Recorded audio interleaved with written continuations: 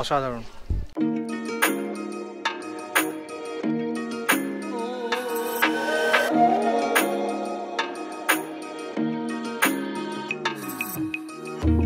বন্ধুরা, এখন ঘড়িতে বাজে ঠিক ভোর 5:15।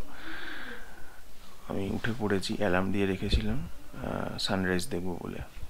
তো গতকাল যেটা ভয় পাচ্ছিলাম যে ওয়েদার খারাপ থাকবে, বৃষ্টি হবে, তো সেই ভয়টা আর পাওয়ার দরকার নেই। বাইরে দেখলাম ওয়েদার একদম ক্লিয়ার, তোমাদেরকেও দেখাই।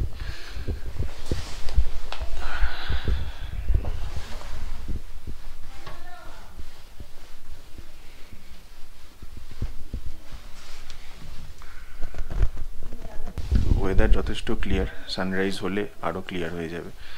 তো ঘুমোচ্ছে, পাশের ঘরে বাকি 3জনও ঘুমোচ্ছে।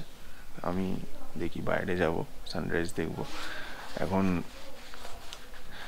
মানে বাইরে প্রচণ্ড ঠান্ডা, আমি বুঝতে পারছি না, প্রচণ্ড ঠান্ডা। মানে আমি এখন মাফলার টুপি সব জড়িয়ে বাইরে যাব সানরাইজ দেখার জন্য।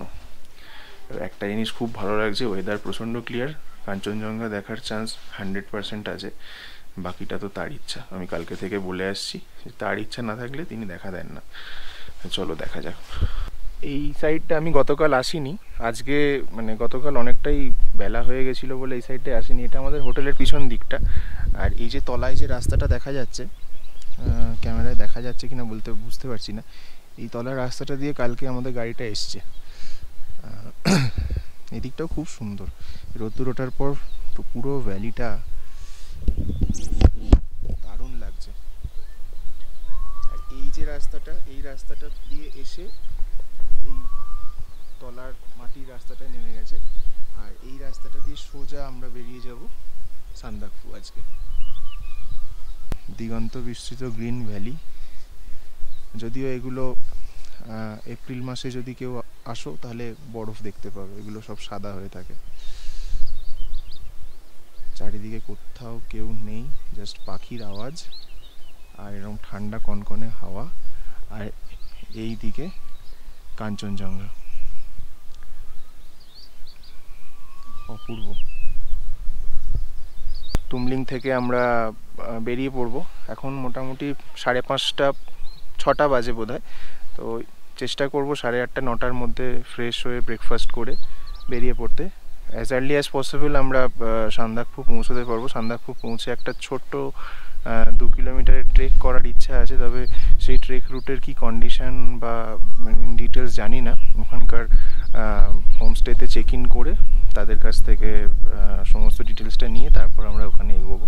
তো যত তাড়াতাড়ি যেতে পারবো তত তাড়াতাড়ি ওখানকার জায়গাগুলো এক্সপ্লোর করতে পারবো, কারণ পাহাড়ের ওয়েদার আনপ্রেডিক্টেবল।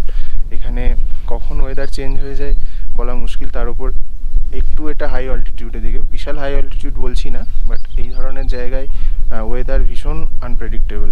মানে এখন ভালো তো খানিক মানে 10 মিনিটের মধ্যে ওয়েদার চেঞ্জ হয়ে যেতে পারে।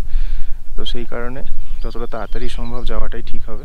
বাকিদেরকে এখন গিয়ে আমার ঘুম থেকে তোলা কাজ, তাদেরকে ঘুম থেকে তুলবো। পলাশ অলরেডি উঠে পড়েছে, বাকি যারা আছে তাদেরকে তুলে সব রেডি হয়ে আমরা বেরোবো।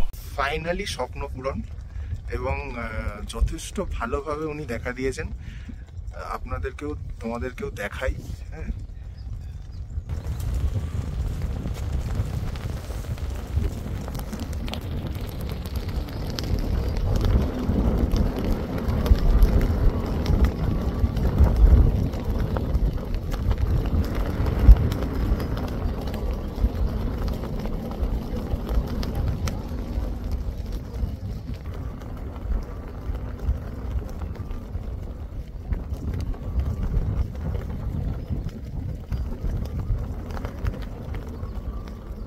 কাঞ্চনজঙ্ঘার এত ভালো ভিউ, মানে এতটা ক্লিয়ার ভিউ আমি লাস্ট কবে পেয়েছি আমি ভুলে গেছি। কারণ বহুবার নর্থ বেঙ্গল এসেছি, সিকিম এসেছি, এত সুন্দর ভিউ। মানে এটাও যথেষ্ট ওপরে, অল্টিটিউড অনেকটাই হাই, কিন্তু এত সুন্দর ভিউ আমি এর আগে লাস্ট কবে পেয়েছি ভুলে গেছি। জাস্ট পাগল লাগছে, পুরো স্বপ্ন পূরণের মতন অবস্থা। তো তুমলিং থেকে বেরিয়ে পড়েছি, যাচ্ছি সান্দাকফু। মাঝখানে কালীপোখরি এবং সিঙ্গালীলা ন্যাশনাল পার্ক পড়বে, সেগুলো দেখতে দেখতে আমরা সান্দাকফু দিকে এগিয়ে যাব। আর আগামীকাল যাব ওখান থেকে থাকুম, আর থাকুম থেকে ফেরার পথে খুব সম্ভবত আলে একবার ছোটোখাটো একটা ছোটো ট্রেক আছে, তো সেটা করার ইচ্ছা আছে। তো চলো যাওয়া যাক। রাস্তার দুদিকে দৃশ্য দেখতে দেখতে সান্দাকফু, দৃশ্য খুবই সুন্দর কিন্তু রাস্তা খুব খারাপ। কালকে মানেভঞ্জন থেকে আসার রাস্তাটা এরকম ছিল না, এখানে কিছুটা খারাপ, কিছুটা ভালো।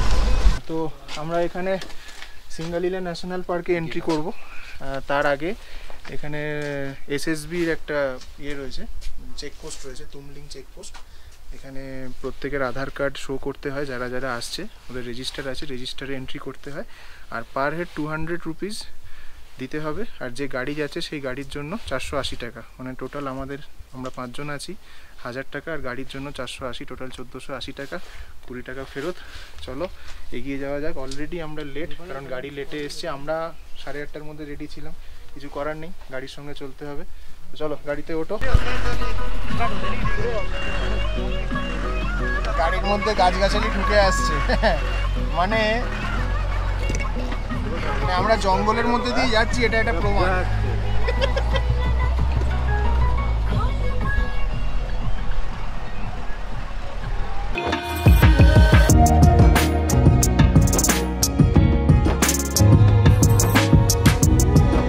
আমরা এখন এসে পৌঁছেছি গৈরিবাসে। গৈরিবাসে এখানে এই সশস্ত্র সীমা বলের একটা চেকপোস্ট রয়েছে। এই চেকপোস্টে ওই আধার কার্ড দেখিয়ে চেক ইন করতে হবে। আর যারা ট্রেক করে আসবে তারা জেনে রেখো যে এখান থেকে কিন্তু মানে গৈরিবাস অনওয়ার্ডস গাইড ছাড়া যেতে দিচ্ছে না, গাইড নিয়েই যেতে হবে।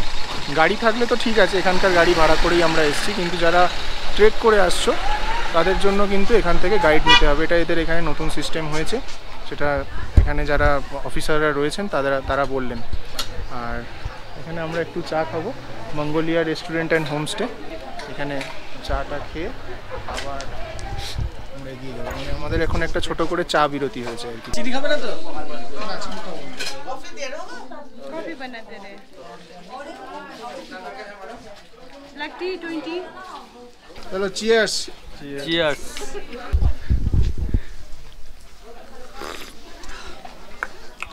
অসাধারণ পাহাড়ি জায়গায়, মানে দার্জিলিং চা এটা, আর কিছুই না, দারুণ। সামনে এরকম পাহাড় দেখতে দেখতে চায়ে চুমুক। গৈরিবাস থেকে বেরোচ্ছি, এখানে চা বিরতি সম্পন্ন।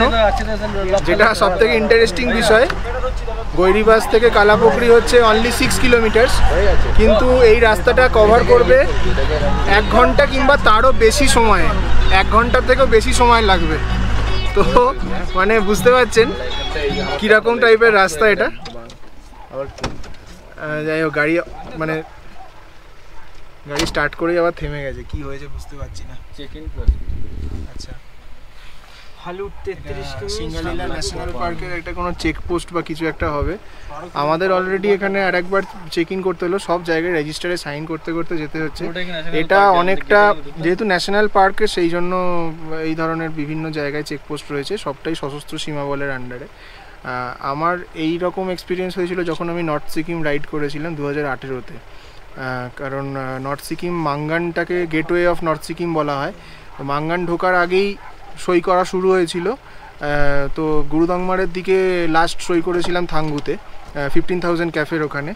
আর লাচুংয়ের দিকেও ওই লাচুং যাওয়ার পথে চুংথাংয়ের পর বেশ কিছু জায়গায় সই করতে করতে যেতে হয়েছিল।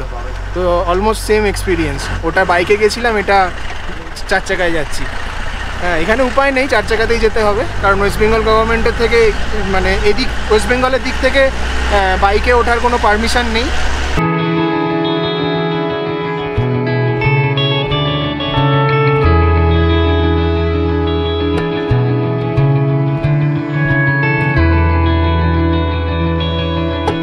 সিঙ্গালিলা ন্যাশনাল পার্কের ডেন্স ফরেস্টের মধ্যে দিয়ে আমরা এগিয়ে চলেছি এখন কালিপোখরির দিকে।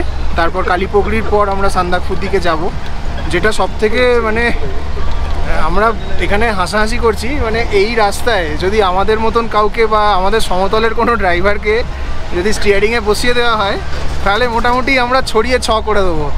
যা রাস্তা, বাপ রে বাপ, মানে মোটামুটি সকাল থেকে যা খেয়েছি সে তো হজম হয়ে গেছে, এবার মনে হয় লিভারটাও হজম হয়ে যাবে এমন অবস্থা।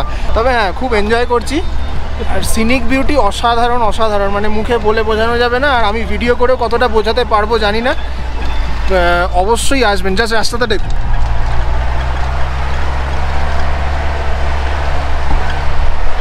একবার এরকম নামছে তো যখন উঠছে জাস্ট এই স্টিফ। এটা এখানকার যারা গাড়ি চালায় যেসব দাদারা, তারাই মানে এই রাস্তার জন্য একদম পারফেক্ট। মানে এখানে যে কোনো প্রাইভেট কার বা বাইক অ্যালাউ করে না, মানে এটা একদম সঠিক সিদ্ধান্ত। এখানে করলে প্রচুর অ্যাক্সিডেন্ট হয়ে যাবে।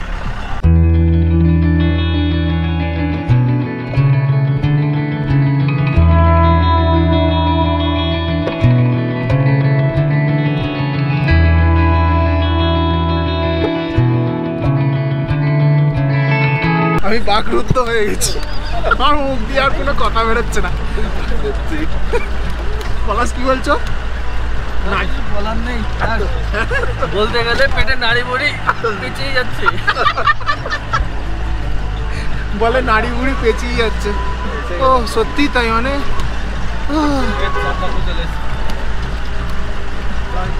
আরে এই মাইলস্টোনটা দেখ, ক কিলোমিটার লেখা আছে? আর 0। ও ফাইনালি ফাইনালি সান্দাকফু। বাপরে বাপ, মানে কষ্ট বলতে মানে আমরা মজা করে করেই এসছি, বাট হ্যাঁ সিরিয়াসলি এটা মানে আমরা মজা হিসেবে নিচ্ছি। কিন্তু যারা বয়স্ক যারা আসবে বা অনেক মানে টিমে যদি কোনো বাচ্চা থাকে তাহলে কিন্তু বলবো না আসাটাই ভালো। কারণ এই জার্নিটা কিন্তু একদম বাচ্চারা বা খুব বয়স্ক যারা, তারা কিন্তু নিতে পারবে না, তাদের যথেষ্ট কষ্ট হবে, শরীরও খারাপ করতে পারে। তো এই হচ্ছে আমাদের সান্দাকফুর হোমস্টে, শুধুমাত্র আজকের দিনের জন্য। আগামীকাল যদি আমরা এখানে থাকি তাহলে অন্য হোমস্টে আমরা বুক করব, বা এখানে যদি ঘর পাওয়া যায় এটাও নিতে পারি, সেটা এখনও ফাইনালাইজ করা হয়নি। আর এই হচ্ছে হোটেল নববুদ্ধা।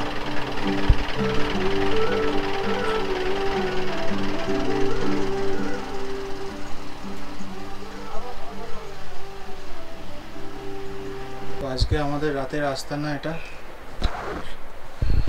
একটা কাঠের ঘর, দুখানা ঘর পাশাপাশি। এই হচ্ছে ঘরে ঢোকার দরজা, বাইরে থেকে এসে ফার্স্টে একটা ঘর, মাঝখানে এরকম একটা জায়গা, এখানে একটা টয়লেট আছে, একটা টয়লেট, আর তারপরে আবার একটা ঘর। এই ঘরটা 3 বেড করা আছে, এটা ডবল বেড, এটা সিঙ্গেল বেড। আর এই ঘরের সাথে একটা টয়লেট আছে, একদমই বেসিক ঘর, জাস্ট রাত্রিবেলা শোয়ার মতন, রেস্ট নেওয়ার মতন। এখানে মেনলি যে হোটেলগুলো ভালো সেটা হচ্ছে সানরাইজ হোটেল আর হচ্ছে শেরপা চ্যালেট। এই দুটো অনেক আগে থাকতে বুকিং হয়ে যায়, যে কারণে আমরা পাইনি। তো আজকের জন্য এটাই পেয়েছি। আগামীকালের আমাদের কোনো বুকিং নেই, তো আগামীকাল আমরা চেষ্টা করছি যে আইদার শেরপা চ্যালেট আর সানরাইজে মুভ করতে। তো দেখা যাক সেখানেও পাওয়া যায় কি না, কারণ যেহেতু এই লং উইকেন্ডের একটা ব্যাপার আছে, প্রচণ্ড রাশ রয়েছে ট্যুরিস্টের। তো আমরা একটু বাদে বেরোবো, খাওয়া দাওয়া করে বেরোবো, লাঞ্চের অর্ডার দিয়ে দেওয়া হয়েছে। তো বাইরে এখন প্রচুর বৃষ্টি নেমেছে। গতকাল তুমলিংয়ে ঢোকার পরেও একটা বৃষ্টি নেমেছিল, আবারও বৃষ্টি নেমেছে, এখানে প্রচুর বৃষ্টি হচ্ছে।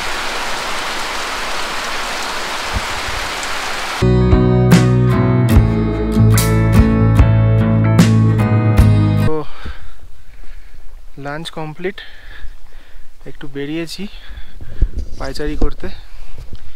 এইখানে একটা উপরে পয়েন্ট আছে, এই ওপর দিকে, তো ওখানটা বলছিল সানরাইজ পয়েন্ট। যেহেতু আমরা কাল সকালে বেরোবো, থাকুম এগুলো যাব, তাই কাল সকালে কতটা টাইম হবে এই জায়গাটা আসার, সেই কারণে আমরা আসছি। আসার রাস্তাটা খুব সুন্দর এবং গাছের মধ্যে দিয়ে বেশ ভালো লাগছে। তবে আমার পার্সোনালি যেটা মনে হয়েছে তুমলিং জায়গাটা কিন্তু সান্দাকফু থেকে অনেক বেশি সুন্দর। তুমলিংটা আমার খুব খুব খুব ভালো লেগেছে। মানে তুমলিংয়ে এসে 2 দিন থাকা যাবে, মানে 2 দিন খুব একটা বোর ফিলিং হবে না। তো এখানে সান্দাকফুতে সেইভাবে তো হোমস্টের অপশানও খুব কম, আর জায়গাটা অতটা খোলামেলা ঠিক মানে ঠিক ক্লোজ টু হার্ট হলো না আর কি। তুমলিং এর থেকে অনেক বেটার, মানে আমার দিক থেকে।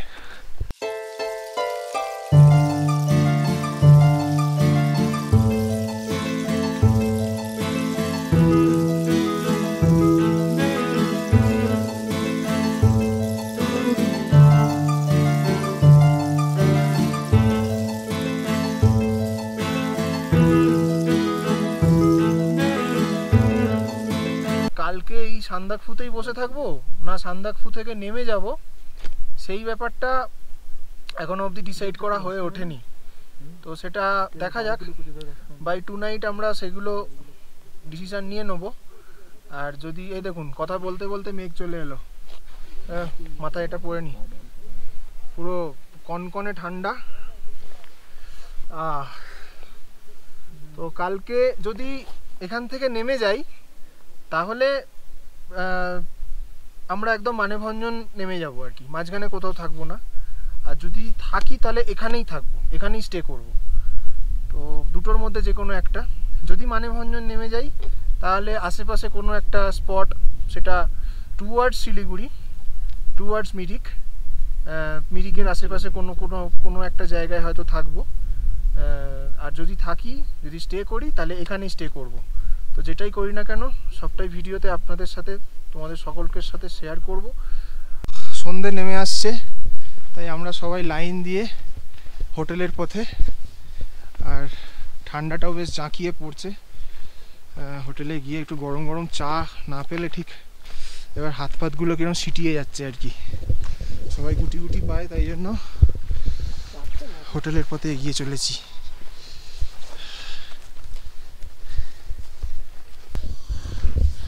এই রাস্তাটা খুব সুন্দর, গাছের মধ্যে দিয়ে, খুব সুন্দর রাস্তা এটা। একটু রোদ থাকলে আরও ভালো লাগতো। গাছের ফাঁক দিয়ে বেশ রোদের লুকোচুরি খেলা, দারুণ।